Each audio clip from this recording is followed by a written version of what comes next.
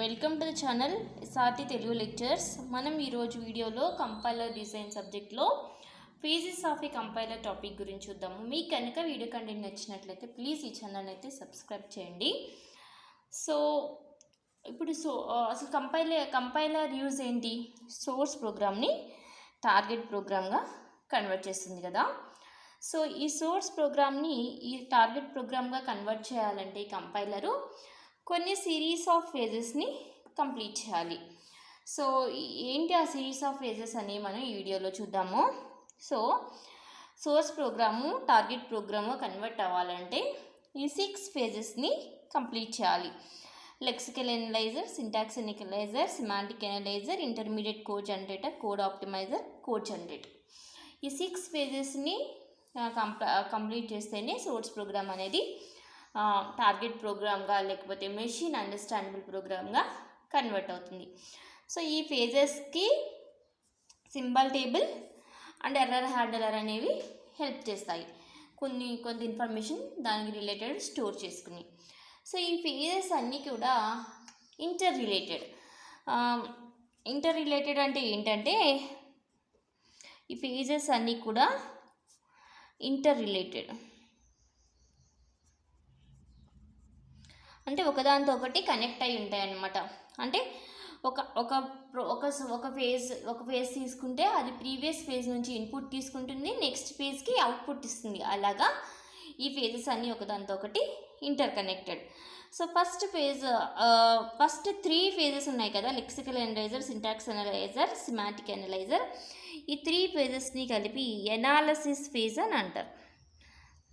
Okay, analysis phase of A compiler అంటే ఈ 3 phases వస్తాయి: lexical analyser, syntax analyser and semantic analyser. ఈ 3 phases ఎందుకు యూజ్ చేస్తారంటే ఈ సోర్స్ ప్రోగ్రామ్ని టోకెన్స్గా కన్వర్ట్ చేసిన వాటిని సింటాక్స్ చెక్ చేయడానికి, తర్వాత సెమాంటిక్ చెక్ చేయడానికి, అంతా source program related information manage చేయడానికి ఈ ఎనాలిసిస్ ఫేజ్లో ఈ 3 ఫేజెస్ యూజ్ చేస్తారు. అందుకని ఈ ఎనాలిసిస్ ఫేజ్ అనేది source program dependent, machine independent. Okay, ఎందుకు? సోర్స్ ప్రోగ్రామ్కి రిలేటెడ్ ఇన్ఫర్మేషన్ అంతా ఎనాలిసిస్ చేస్తుంది కాబట్టి. నెక్స్ట్ ఈ రిమైనింగ్ 3 ఫేజెస్ ఉన్నాయి కదా, intermediate code generator, code optimizer, code generator. ఈ 3 ఫేజెస్ని కూడా సింథసిస్ ఫేజ్ అంటారు. ఈ 3 కూడా ఈ సింథసిస్ ఫేజ్ అనేది ఏంటి? టార్గెట్ కోడ్ రిలేటెడ్ ఇన్ఫర్మేషన్ అంతా మేనేజ్ చేస్తుంది. టార్గెట్ రిలేటెడ్ కోడ్ అంటే ఏంటి? మెషిన్ అండర్స్టాండబుల్ కోడ్ కదా. అందుకని ఈ సింథసిస్ ఫేజ్ అనేది మెషిన్ డిపెండెంట్,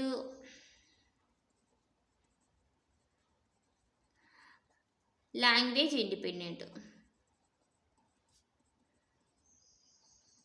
అర్థమైందా? ఈ 3 ఏమో ఎనాలిసిస్ ఫేజ్, ఈ 3 కూడా లాంగ్వేజ్ డిపెండెంట్, మెషిన్ ఇండిపెండెంట్. ఈ 3 కూడా సింథసిస్ ఫేజ్ ఏమో మెషిన్ డిపెండెంట్, లాంగ్వేజ్ ఇండిపెండెంట్. మనం ఇప్పుడు ఒక్కొక్క ఫేజ్ గురించి మనం డీటెయిల్గా చూద్దాము. ఫస్ట్ ఫేజ్ వచ్చేసి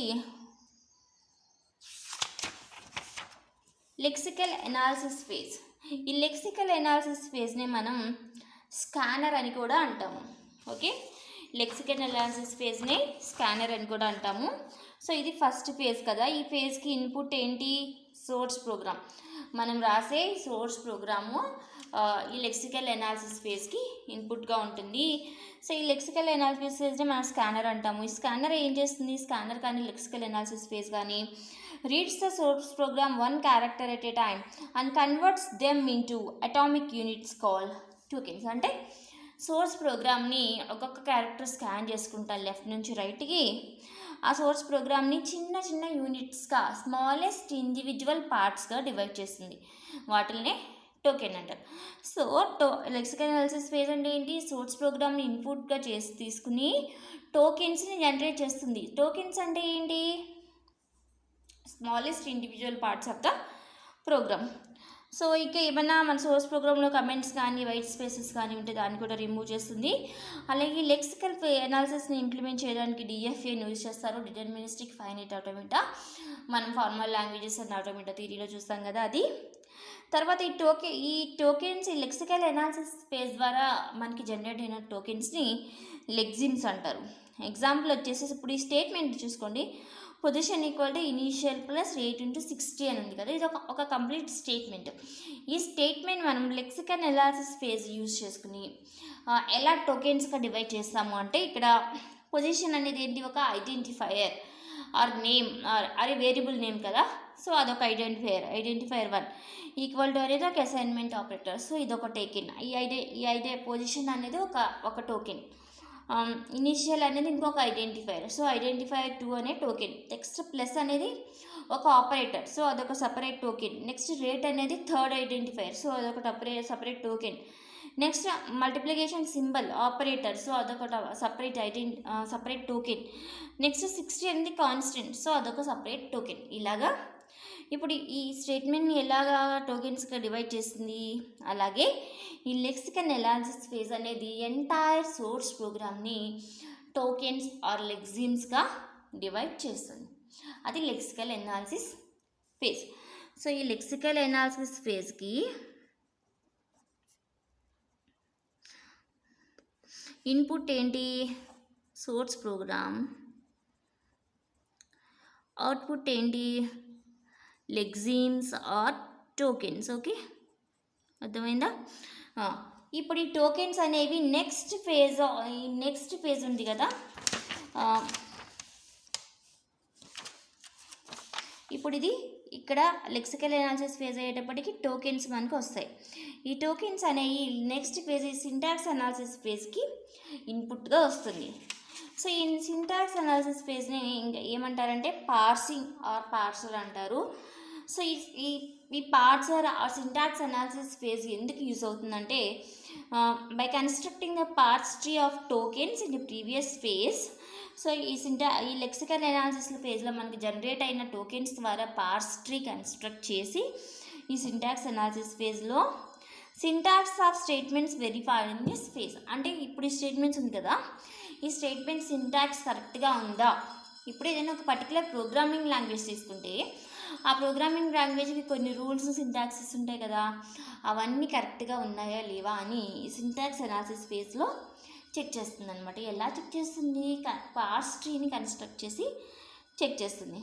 సో ఈ సింటాక్స్ రూల్స్ దేన్ని యూజ్ చేసుకుని ఇస్తారంటే కాంటెక్స్ట్ ఫ్రీ గ్రామర్ యూజ్ చేసి ఇస్తారు. ఇది కూడా మనం ఫ్లాట్ సబ్జెక్ట్లో చూస్తామన్నమాట. సో ఈ సేమ్ స్టేట్మెంట్కి ఇక్కడ టోకెన్స్ జనరేట్ చేసింది కదా, ఆ టోకెన్స్ జనరేట్ చేసిందికి ఇలాగా పార్స్ ట్రీ అనేది కన్స్ట్రక్ట్ చేస్తుంది. Okay, equal to ID1 left. Next ఈ స్టేట్మెంట్ అంతా రైట్ వస్తుంది. మళ్ళీ అగైన్ ఆపరేటర్ ఏమో రూట్, అగైన్ చిల్డ్రన్ ఐడెంటిఫైర్. అట్లా పార్స్ ట్రీ కన్స్ట్రక్ట్ చేసి మనకి సింటాక్స్ కరెక్ట్గా ఉందా లేదా అనేది చెక్ చేస్తుంది. ఇక్కడ సింటాక్స్ అనాలిసిస్ ఫేజ్లో దీన్నే పార్సింగ్ అని కూడా అంటారు. ఓకే, ఇక్కడితో మనకి 2 ఫేజ్లు అయినాయి. Third phase.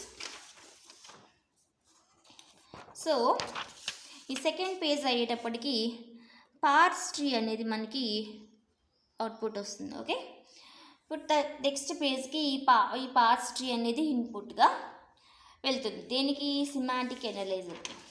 సో ఈ సెమాంటిక్ ఎనలైజర్ ఏం చేస్తుందంటే checks for semantics errors by using information in a symbol table and parse tree. So ఇక్కడ మనకి సింబల్ టేబుల్ అనేది ఒకటి ఉంటుంది. ఈ సింబల్ టేబుల్ ప్రతి ఫేజ్కి కనెక్ట్ అయి ఉంటుంది. ఈ సింబల్ టేబుల్ ఏం చేస్తుందంటే మన ప్రోగ్రాంలో ఉండే ఐడెంటిఫైయర్స్ నేమ్స్ అవి ఏ టైపు అనేది ఈ సింబల్ టేబుల్లో స్టోర్ చేసి ఉంటాయి అన్నమాట.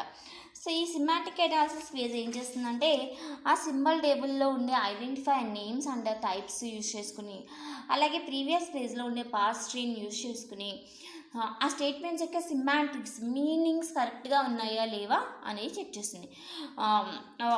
ఏంటి వేరియబుల్స్ డేటా టైప్స్ కరెక్ట్గా ఉన్నాయా లేవా, లేకపోతే ఇప్పుడు ఒక పర్టికులర్ వేరియబుల్ని మనం ఇంట్ అని డిక్లేర్ చేసి దాంట్లో ఫ్లోట్ వేరియబుల్ సపోజ్ ఏదైనా ఒక ఐడెంటిఫైయర్ని ఇంట్ అని డిక్లేర్ చేశారనుకోండి, మీరు అందులో ఫ్లోట్ వాల్యూ స్టోర్ చేస్తున్నారనుకోండి, అది మనకి టైప్ ఎర్రర్ వస్తుంది.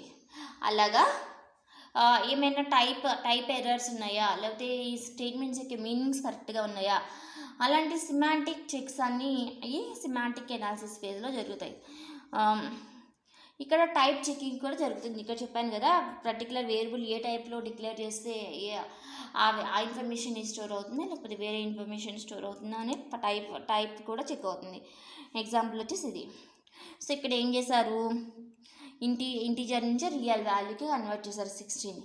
అలా టైప్ చెకింగ్ ఈ సిమాంటిక్ ఎనాలిసిస్ ఫేజ్లో జరుగుతుంది. నెక్స్ట్ వచ్చేసి ఇంటర్మీడియట్ కోడ్ జనరేషన్. సో ఇక్కడ పార్స్ట్రీ సిమాంటిక్ ఎనలైజర్ ఇన్పుట్గా తీసుకుని సిమాంటిక్స్ చెక్ చేసుకుని ఏదైనా టైప్ కన్వర్షన్ చేయాలనుకుంటే చేసుకుని ఆ నెక్స్ట్ అవుట్పుట్ ఏమో ఇంటర్మీడియట్ కోడ్ జనరేటర్ ఫేజ్కి ఇస్తుంది అనమాట. సో ఇంటర్మీడియట్ జనరేటర్ కోడ్ ఏం చేస్తుందంటే పార్స్ట్రీని ఇంటర్మీడియట్ కోడ్గా కన్వర్ట్ చేస్తుంది. ఈ ఇంటర్మీడియట్ కోడ్ అంటే ఏంటంటే ఇది సోర్స్ ప్రోగ్రాము కాదు, అలా అని ఆబ్జెక్ట్ మెషిన్ కోడ్ కూడా కాదు, ఈ రెండింటికి మధ్యలో ఉంటుందన్నమాట ఇంటర్మీడియట్ కోడ్ అనేది. సో ఇంటర్మీడియట్ కోడ్ని మనం త్రీ టైప్స్గా రిప్రజెంట్ చేయొచ్చు. Direct acyclic graph, post fix notation and 3 address code. So ఏదో ఒక నోటేషన్ యూజ్ చేసి ఆ సోర్స్ ప్రోగ్రామ్ని ఇంటర్మీడియట్ కోడ్గా జనరేట్ చేస్తారు. ఇక్కడ మన ప్రీవియస్ ఎగ్జాంపుల్కి 3 అడ్రస్ కోడ్ యూజ్ చేసి ఇంటర్మీడియట్ కోడ్ రాస్తారనమాట. ఏం చేశారు, ఫస్ట్ టెంప్లో ఒక వేరియబుల్కి ఇంటీజర్ నుంచి రియల్గా కన్వర్ట్ చేశారు. తర్వాత టెంప్ 2లోకి ఈ ID2ని ఈ టెంప్ 1ని యాడ్ చేశారు. ఆ తర్వాత టెంప్ 3లోకి ఈ టెంప్ 2ని ఇక్కడ మల్టిప్లై చేశారు. ఇక్కడ టెంప్ 3లోకి ఈ టెంప్ 2ని ID2ని యాడ్ చేశారు. ఫైనల్గా మన రిజల్ట్ని ఈ ID1లో స్టోర్ చేశారనమాట టెంప్ 3ని. ఇలాగ 3 అడ్రస్ కోడ్ యూజ్ చేసి ఇంటర్మీడియట్ కోడ్ అనేది జనరేట్ అవుతుంది. ఆ తర్వాత కోడ్ ఆప్టిమైజేషన్. ఇక్కడ ఇంటర్మీడియట్ కోడ్ జనరేట్ అయింది కదా, ఈ ఇంటర్మీడియట్ కోడ్ని కోడ్ ఆప్టిమైజర్ అనే పేజ్కి ఇన్పుట్గా ఇస్తారు. సో ఈ కోడ్ ఆప్టిమైజర్ ఏం చేస్తుందంటే కోడ్ని ఇంకా ఇంటర్మీడియట్ కోడ్ని ఇంకా ఇంప్రూవ్ చేయగలమా, నెంబర్ ఆఫ్ స్టేట్మెంట్స్ తగ్గించి మెమరీ స్పేస్ తగ్గించగలమా, లేకపోతే ఎగ్జిక్యూషన్ టైంని తగ్గించగలమా, అంటే ప్రోగ్రామ్ని ఇంకా ఎఫిషియెంట్గా రన్ చేయడానికి కోడ్ని ఎలా ఆప్టిమైజ్ చేయొచ్చు అనేది ఈ కోడ్ ఆప్టిమైజేషన్ ఫేజ్లో జరుగుతుందన్నమాట. సో మన ప్రీవియస్గా చూస్తే ఇంటర్మీడియట్ కోడ్ జనరేషన్ ఫేజ్లో సేమ్ ఈ యొక్క కోడ్ 4 స్టేట్మెంట్స్ యూజ్ చేసి రాశారు కదా, సేమ్ కోడ్ని ఆప్టిమైజ్ చేసి ఈ కోడ్ ఆప్టిమైజేషన్ ఫేజ్లో 2 స్టేట్మెంట్స్ యూజ్ చేసి రాశారు. అది code optimization. So once code optimization phase complete అయిపోయిన తర్వాత ఆ ఇన్పుట్ని కోడ్ జనరేషన్ ఫేజ్కి ఇస్తారు. కోడ్ జనరేషన్ ఫేజ్లో మెషిన్ అండర్స్టాండబుల్ ప్రోగ్రామ్, ఆ టార్గెట్ ప్రోగ్రామ్ అనేది జనరేట్ అవుతుంది. సో ఇందులో మెషిన్ కోడ్ కానీ లేకపోతే టార్గెట్ లాంగ్వేజ్ కోడ్ కానీ జనరేట్ అవుతుంది, మెమరీ అసైన్ అవుతుంది, లేకపోతే రిజిస్టర్స్లోకి ఇన్ఫర్మేషన్ ట్రాన్స్ఫర్ అవుతుంది, ఇంకా ఏదైనా ఆపరేషన్ జరగాలంటే ఎగ్జిక్యూషన్కి రెడీ అవుతుంది. అదంతా ఈ last phase of A compilation code జనరేషన్లో జరుగుతుంది. సో సేమ్ని మళ్ళీ కోడ్ జనరేషన్ ఫేజ్లో machine understandable code registers use చేసుకుని రాశారు. MOVF అంటే మూవ్ ఫ్లోటింగ్ పాయింట్ నెంబర్ అని. సో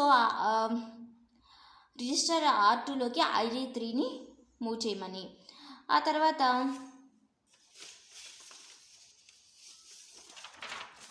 ఇక్కడ చూడండి, రిజిస్టర్ ఇక్కడ చూడండి ఏముంది, మూవ్ ID3 to R2 అంటే ID3ని R2 అనే రిజిస్టర్లోకి మూవ్ చేయమని ఉంది ఫస్ట్ స్టేట్మెంట్. ఆ తర్వాత మల్టిప్లై 60 into R2, సో ఈ రెండింటిని మల్టిప్లై చేయమని. అలా రిమైనింగ్ అంతా మెషిన్ లాంగ్వేజ్ కోడ్ అనేది జనరేట్ అవుతుంది అనమాట. Next symbol table. ఈ సింబల్ టేబుల్ ఎందుకు యూజ్ అవుతుంది, మన ప్రోగ్రాంలో ఉండే ఐడెంటిఫైర్స్ నేమ్స్ అదే టైప్స్ స్టోర్ చేయడానికి యూజ్ అవుతాయి. మనకి ఏదైనా ఫేజ్లో అవసరమైతే ఈజీగా రిఫరెన్స్ చేసుకోవడానికి యూజ్ అవుతాయి. నెక్స్ట్ ఎర్రర్ హ్యాండ్లర్ అంటే ఏంటంటే మనకి చాలా ఫేజెస్ ఉన్నాయి కదా, 6 ఫేజెస్ ఉన్నాయి కదా, ఈ 6 ఫేజెస్లో ప్రతి ఫేజ్లో ఏదైనా ఎర్రర్ వచ్చే ఛాన్స్ ఉంటుంది. సో ఆ ఎర్రర్స్ని డిస్ప్లే చేయడానికి కానీ వాటిని హ్యాండిల్ చేయడానికి కానీ ఈ ఎర్రర్ హ్యాండిలర్ అనేది యూజ్ అవుతుంది. ఇది మనకి ఫేజెస్ ఆఫ్ ఈ కంపైలర్ ఎక్స్ప్లెనేషన్ ఆన్ 6 phases. మీకు కనుక ఈ వీడియో కానీ నచ్చినట్లయితే ప్లీజ్ ఈ ఛానల్ సబ్స్క్రైబ్ చేయడం మర్చిపోద్దు. అలాగే ఈ వీడియోని ఫ్రెండ్స్తో కూడా షేర్ చేయండి. Thank you for watching.